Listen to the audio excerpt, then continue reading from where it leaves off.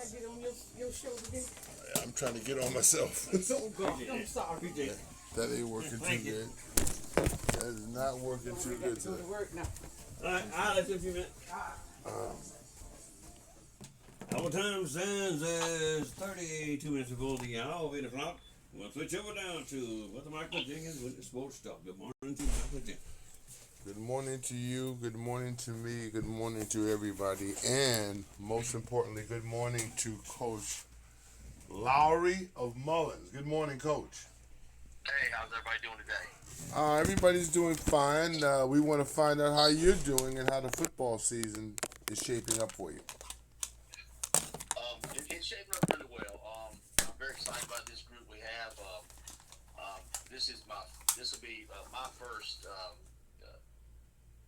freshman class that has been there since I've been there. So I've seen them from their freshman year to their senior year. A lot of my guys, like I said, obviously I had some really good talent last year. We lost, but I wasn't there for their freshman year. This group here, you can see a difference as far as like just I'm the head coach they've had since they've been playing high school football, and we're seeing a lot of the things that we've been kind of trying to instill in these guys. We talk about AUX, which is accountability, unselfishness, competitiveness, and strength. And with a lot of things we've been doing, these kids have been hitting the weight room hard. But we look forward to seeing what this season has. I mean, we went to Sherrall last night with like over 45 kids, Really? Players, and that those are just incredible numbers for us here at Mullins. And and that says a lot about the people that are working there. It says a lot about the kids, and the community's kind of really got behind us this year. There's a lot of excitement. We have a lot more team sponsors. So you're seeing people who are wanting to be part of what we're doing, even though we fell short of what our expectations were for ourselves last year. Now tell me about, now you talked about the numbers. So your program is a varsity, JV, and middle school situation, or how's that work? It's kind of changed a lot since I've been there. One of the big pushes when I was hired was they really want to get a JV program going, and I'm a firm believer in that, because the more opportunities you have for young men to and young ladies to be on the field, the better. Practice is, to me, the most important thing. But when you're a young man, you don't feel like you're getting some things out of it unless you're on the field. Right. And that's just natural. But also, you learn a lot about the game through that. And so last year, the last 2 years, we've had a JV program. We started because year one, I got there too late to try to get that going. Right. And then because they hadn't had a JV program in a while. And then year two, we had the JV program going, was going strong. And then last year we had the JV program. We were happy with where we were at with that. But what helped us out was they had changed from the hybrid middle school program, which was the 7th, 8th, and 9th grade. Mm-hmm. And you had a lot of 9th graders playing down that may not have needed to. You had some sprinkler kids coming up. So that first year that made it a little bit harder. But the last 2 years, we were in a middle school league that didn't allow 9th graders. Right. So it helped us out numbers wise. But this year we've gone back because of our 1A schedule, our region now, which is still going to be very competitive. We've got some great teams in that. But those middle school programs play the hybrid. They don't have, so none of our region teams, except for us in Marion, we're trying to have a JV program. Right. But even with that being said, with our numbers, we're not going to have a JV program probably this year. We're making that final decision on Monday. Mm-hmm. Just because the numbers sing with those guys. Now the freshmen we do have that are with us now, they're the type of young men that can help us at the varsity level. Mm-hmm. Now they can play. I would love for them to get some JV time in, and they've changed the rules now, so they can play like the first half of a JV game. They can't play all 4 quarters, but they play the first half of a JV game, and be eligible to play on Friday night. Right. But at the same time, we want to make a decision because we have a JV schedule, but with the people who we're playing, we don't want to have them just hanging out there, and they're going to need to make adjustments if they don't have, if we're not going to play them. So we're trying to make that decision by Monday. I know Marion's kind of in the same situation, but the other teams in our region, Green Sea, Lakeview, and Latta, none of those three teams have JV programs. Right. But like I said, at the same time, we're really excited about the numbers we have. Like I said, all those freshmen we have are going to be able to help us out, and we're looking forward to that. And the good thing is, if we have somebody that we feel like, hey man, you really need to get some reps down there with that middle school group, because at the same time, it's not like you're playing less competition, because the kids they're playing or the teams they're playing are in the same situation where they're having the ninth, seventh, eighth, ninth grade kids. So, and I like putting them down there with just the seventh and eighth grade middle school group. So they'll still get some competition. But right now, out of all the kids we have, we feel good about them all being with us. And the good thing is they're excited about being with us. Mm-hmm. And we like the numbers. We like the team leadership we have out of some of these young men. Keith Bridget is a wide receiver. He's been playing with us since he was a freshman. A senior. He had a great year last year. He was honorable mention All-State wide receiver. And, just looking for some really good things out of him, and I could go on. But he's one of our captains, along with Nez Bruton, plays outside linebacker and also H-back. And Nathan Paraki, who has been, since he was a freshman, has probably been one of the team's leading tackler, or number 2 on the team since he was a freshman. Right. And he's a ball hawk and just a heck of a player, and another great young man. He's one of our 3 captains. And those guys have really stepped up because, and I'm giving them a lot of things. They're like, Coach, this isn't happening. They're not doing this or that. They take care of them, and just trying to get that mentality of like, hey, the ownership. And, once they're bought into things, a lot of things change for you. Coach, Keith is he's a basketball guy too. I got to know him very well over the last couple of years. Outstanding little athlete, tough kid. When you think about your offense this year, who's going to be the quarterback for you? Well, that's obviously at the beginning of the year we were looking at Dakari Morley was going to be our quarterback. Mm-hmm. He spent most of all the spring with us and spent a lot of time with us 7-on-7 with us. Mm-hmm. He made a decision that he feels like it's best for him, and he knows I love him and I support him in anything he does, and always will.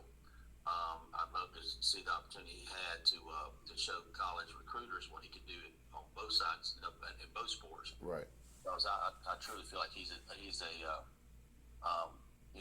D1, D2 talent in football, and he's really not. This would have been his year to shine. But I love him and I support that. Now, having said that, we got 2 sophomores who are fighting for the position, and yesterday was their first varsity other than practice experience. Mm-hmm. And both of those young men really had a great game yesterday. The entire team played very well last night, but as far as quarterback, which is a big question mark for us, Dallin Reeves has been with us in some 7-on-7 doing some other things, and he had a really good game. He got really good feet, not the tallest guy, and we got a very big offensive line this year, which is going to help out. Mm-hmm. But it doesn't help. It helps Jalen out protection-wise, but it doesn't help him out when he can't see things. Right. So we're going to try to move him out of the pocket, and we saw that last night. Try to get him to where, and just do some things where his vision is going to be a little bit better. He makes really good reads. But the other one is Justin Rao. Mm-hmm. He was our one. Jalen and Justin both kind of split time at JV quarterback last year, but Justin had an incredible game last night. He ran the ball well on non-design. None of them were designed runs. They kind of are. They're RPOs, run pass options. Right. And he read really well. He was able to hit Keith on a couple things off of that, and hit some big ones down the field with last night. Both of those boys hit through some really big, good deep balls. but so they're kind of fighting for it. And then we have Jaden Graham, who's a ninth grader, who came in our last game. We had 4 games last night, and he came last game, and he, it's one of those things where you're like, you kind of looking at, okay, I didn't know you could do that, and he had a pretty good game. Mm-hmm.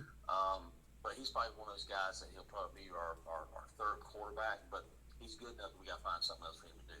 Right. He can't just stand there holding a clipboard and whatever. He's a talent. Right. And so we got 3 guys we like, and luckily they have 3 really good receivers who are have a lot of experience with Jaden Mills and KJ Ford. Oh, KJ's gonna play too. Yeah, he's been playing with me since I've been there. Wow. And I've heard people talk about we need to get basketball players out there, and I've had a really good relationship with Coach Troy since I've been there. He's probably been my biggest confidant when I talk to people and stuff. Mm-hmm. But out of all the kids that had on the basketball team last year since I've been there, everyone who could play football played football. Wow. Everyone. We had a situation last year where Coach Troy called me and said, "Hey man, I need your help. I need you to try to help me get some of these boys to come out to some basketball workouts. I want to do all the football stuff." Right. And I never thought I'd ever hear that. Right. And and the thing is, that would have been vice versa too. Because me and Coach Troy were like that, and he knew that. I was like, "Dude, y'all got to go to every. You need to get everything." I know. It's a whole lot easier to go into an air-conditioned gym and drill a ball than it is to go out there in 90-degree heat and put a helmet on your head. That's right. So I understand the kind of the draw that one has to another, but I believe the kids enjoy playing for me, and we try to make it to where it's that kind of thing. But I try to work lockstep with the basketball staff, because a lot of times during the summertime, at least last year, or since I've been last 3 years, I've always tried to, make sure I find out what they got, and then I kind of move my stuff around it. Right. Because I don't want to make kids I don't want a kid ever, no matter what sport they're playing, to have to make a choice. Right. If you're doing mornings and I can do afternoon, I'll do afternoon. If you're doing afternoon, I can do morning, I'll do morning. I really don't want to fight those battles, and I want to make it. And plus, not so much about that as just making sure these kids have the opportunity to do as much as they can. Right. And trying to make it as easy on them as they can. Because, our kids at Mullins and really everywhere in South Carolina, but, the PD area, sometimes more so, there's so many outside factors that we got to keep these kids away from. And, True. And anything we do to be a positive part of that is a plus. Right. When you talk about basketball players and football players and the two intermingling in the different sports, we've had a history around here of kids who were basically exclusively basketball people that flipped and went football, and in a couple of cases ended up in the NFL. I mean, you got Xavier Legette, who played basketball, baseball, and football. But Zay was making noise around here, mostly in basketball, and now you look at where he is. T.J. Sanders is another one. And I always told people that if T.J. was 6'7", we probably wouldn't be having this football conversation right now. But he's not. He's 6'5" and change, and he took the path. In fact, I think he didn't play high school football until his junior year. And he's made good. So there's a lot to be said about, kids testing the waters in other sports and not limiting themselves to just one sport that you don't know if you're going to make it in that sport or not. So it's tough. So is that something that you try to encourage going forward? Yes. I had a situation with my nephew. He was an incredible player at Carolina Forest. Mm-hmm. And I coached him from the time he was doing flag football through. But he was an awesome basketball player. Mm-hmm. He was all these things. And the thing I keep telling these guys, young men, every player I've talked to who's wondering about things was, I had a situation where his dad thought he was going to go play college basketball. And I was the only one who was saying, I think he's going to be a football player. I wasn't pushing for not playing basketball. Right. Basketball. He started Carolina Forest from the time he was a freshman until his senior year.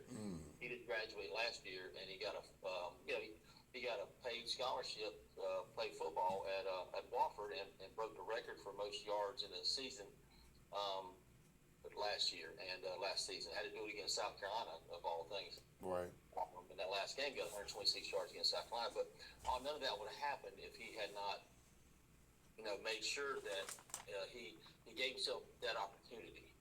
Who knows if it would have worked out? And like when I tell these kids, I say, I can't promise you'll get a football scholarship if you play, but I can guarantee you won't if you don't. Right. And when you got an athlete like the kids we're talking about, that's there, and the portal has made it harder for young men to get high school scholarships out of high school. Every school is treated almost like a JUCO anymore, but the kids have got to realize, like, we're talking about basketball, there might be 15 scholarships, and how many are going to be available at the time, as opposed to football, with the amount of scholarships that are there just by the numbers that you have. And when a young man limits himself, and I get it, man, some of them are like, I just want to be a basketball player next level. But I truly feel like, why would you want to, cut your opportunities to go and get a free education in half? That's true. At the end of the day, that's the biggest thing, man. If you come away with a $250,000 scholarship, and then also with, NIL, the money that people are paying, even though some of the smaller D1s can't afford to pay a lot. Right. There's still money out there for these young men going to play football. Right. And I just want to make sure that, like I said, everybody's making decisions based on different things, and there are so many things that kids are dealing with in our area that I'll never understand, or I'll never have to, I can't relate to. And so I try to make sure that everything that I tell them, every advice I give them, is based on the things that I know for them. And then, but I don't try to judge the decisions they make, because I don't know where that decision's coming from. That's true. The place that decision's coming from. And sometimes people are making decisions that are harder, and I may not know about that. Right. And so I try, like, whether it be, Dakari, who, like I said, I love, and he'll come and talk to me, and things like that. And I try not to get too much into, you should really, we talked one time, we talked a couple times, and I said, this last time I'm going to talk to you about it. I just want to let you know this, and this. So, hey, now we're done now. So anything you come to me about, you come to me, you ain't got to worry about me talking to you about. I'm not going to say, hey, I want him, if he needs me, I want him to come to me and know that it's not going to be with some kind of caveat that I'm going to still talk to you about trying to play football. If he comes to me and he needs me, he wants to talk to me about a class or a situation, or I want him to feel like he can come do that without me pressuring him to play football, because at the end of the day, as a young man, I got to try to help navigate through life. So he decided that he wasn't going to play at all? Yeah, and he kind of that was the decision he kind of had made, and I haven't really talked to him a whole lot about that lately, because, like I said, I've really, the kids have got a lot of reasons they do things, and I don't know what pressures they have, and and so I don't even want to speak on that, because I got opinions on it. But those are things where, like I said, everybody's got to make decisions that they feel like is best for them, and sometimes it's they're making it with their families, and I would never want to tell a family what they need to do with their child. Okay. And so like that, but he's just made that decision, and he knows he's always welcome, because I know that his situation is a little bit different. He's not just not playing football because he don't want to play football. He's not playing football because he feels like there's a bigger purpose in that. Right. And if he decides that he says, maybe Coach Sire was right, or because he knows I'm not going to steer him wrong. Right. But if he always knows I'm here for him, and football's here for him. And but our focus right now is just on those three young men who are trying to get that position, and just to try to get them ready both mentally and physically, and spiritually they'll play that position because it'll test you. Right. Coach, so what kind of offense are you looking at running this year? I mean, it's going to be a lot of passing, a lot of running, and if it's a lot of running, who's going to be the running back for you? Okay, well, anything we do running the ball wise will be between Anthony Campbell and Michael Coleman. Both have been there with me since they were freshmen. They're both seniors, and it's one of those things where as the season goes on, somebody will kind of take more of the workload. It doesn't just come because Anthony and Michael both play on the defensive side. Michael Coleman starts on the defense at outside linebacker, and Anthony comes over there kind of spottily, but he's probably going to find his way on the field at some place at some point. Right. He's just that kind of athlete. But as far as the offense, I have since I've been coaching. We first started our spread situation back in the days when I was at Carolina Forest, and I was the offensive coordinator. We went and visited Clemson back when Rich Rodriguez was there, and we have been running some form of spread since I've been calling offense, and that was like in '99, and I believe in it, and I've kind of morphed into some things, and I feel like I'm still as long as I'm over 30 years coaching this stuff. I still feel like I'm a student of the game, and I've been blessed enough to go speak at some clinics and talk about some things, and also learn some things, which is the most important thing. And we believe in, especially with the skill set we have at Mullins. We running RPOs because our kids, we have 4 really good receivers and two really good running backs, and we're developing that quarterback. But for us to give our quarterbacks and our receivers the opportunity to almost run routes almost no matter what we run. Very rarely are our receivers asked to just max protect or max block. We do throw some quick screens and things like that, but for the most part, we have those guys. Those guys are running routes until that ball doesn't come to them. Then they're bringing back and blocking, and that's even when we run our counters. We run because we want to make sure that you got to play the whole field if you're covered, if you're playing us. And I like the way these guys have, because they've been there since I've been there. And sometimes this can be, it seems simple to me, but sometimes it can be a hard kind of system to pick up on. But these guys have really picked up on it well. They're running, like I said, my guys have been there with me since day one. Right. And they understand exactly what we're asking, and they're very smart players. Coach, what about the coaching staff? Any changes this year? Any new additions? The staff's fairly the same. But the one big change is we have Matt Calder, who was the offensive line coach at Marion, is over there with us now. Okay. And he kind of left there when they were kind of in flux. As far as they didn't have a coach, who was going to be the coach for a little bit. And I don't want to get into how that all got kind of like that, but right. He wanted to play some coach, and he's always liked what we were doing. And he had come and talked to me before when he was leaving Latta, and had talked to me about some stuff, and chose to go to Marion. But I think that I think we run a good program, and he's a great addition. Because that's one thing, and also John Williams, who was the past head coach. He's just a great person to have around the program, and he came out last year. I lost my offensive line coach about halfway through the season, and I was just kind of in a way, and Coach Williams, I reached out to him and said, "Hey, can you come out here and help me, coach his position?" And he willingly did, and he's been having a little health issue. He's coming out with us again starting Monday. Great. And he loves it, and my thing is I love having good people around these kids. And he's a good person.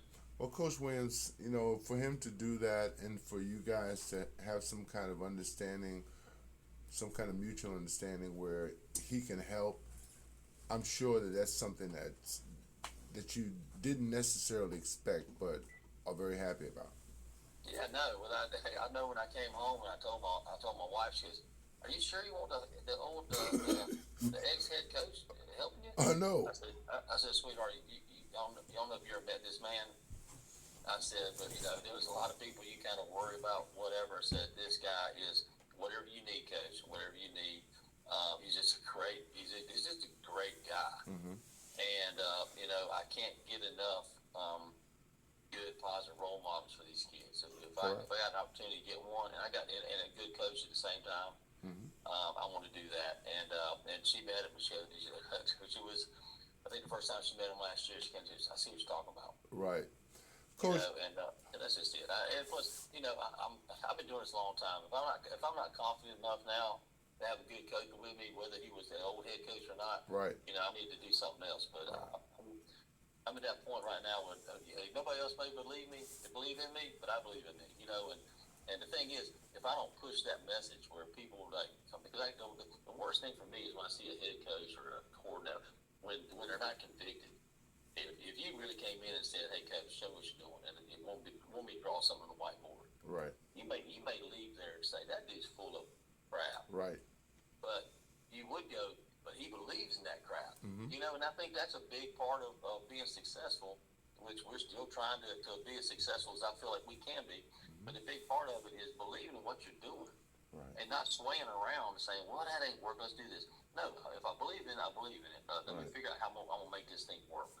And I believe that and that's one of the things that's also the way you get kids to buy in. Right, Coach. Now tell me about what happens this week, though. This is a key week in the progression of the football season. Very quickly, tell us what to look forward to this week. I mean, is there any action going on at Mullins High School where folks can stop by and see maybe a scrimmage or something like that? Yeah, well, we don't have any home scrimmages this year. Okay. But we do. We'll be practicing every day from 4 to 6:30, Tuesday, Wednesday, Thursday. Okay. And we got the jamboree at Wilson, and we have we're going to play a game like scrimmage on Monday at Myrtle Beach. Mm-hmm. And me and Coach Wilson have a great relationship. We coached together when we were first in Cal Force. So as soon as I got the head job, he's one of the first ones that reached out to me and said, "Coach, I really like to scrimmage you." And I said, "Well, hey, listen, this year's scrimmage has been set, but ever since then we've been scrimmaging with Myrtle Beach, right? And they're a 3A school. They're going to show us a whole lot. And, they're very well coached. They got a lot of talent, and I feel real good about taking our group there." And one of the kids asked me last night, he goes, "Coach, you think we're going to? You think we're going to win the scrimmage?" I said, "Son, I don't want to win the scrimmage. What I want to do is find out something about us." Coach, let some of these guys go. Coach, Coach, we have to stop now. Okay. Time has run out, but I appreciate you calling in today, Coach. I mean, it's very, very. I'm very happy about that. Thank you so much. Oh, you're welcome. You're welcome. Thank you for everything you're doing for PD Sports. And good luck to the rest of the season, and much success. All right, thank you. Come by and see us. I will, definitely. All right, buddy. Bye-bye. Coach Lowry, Mullins High School Auctioneers head football coach. I'm out.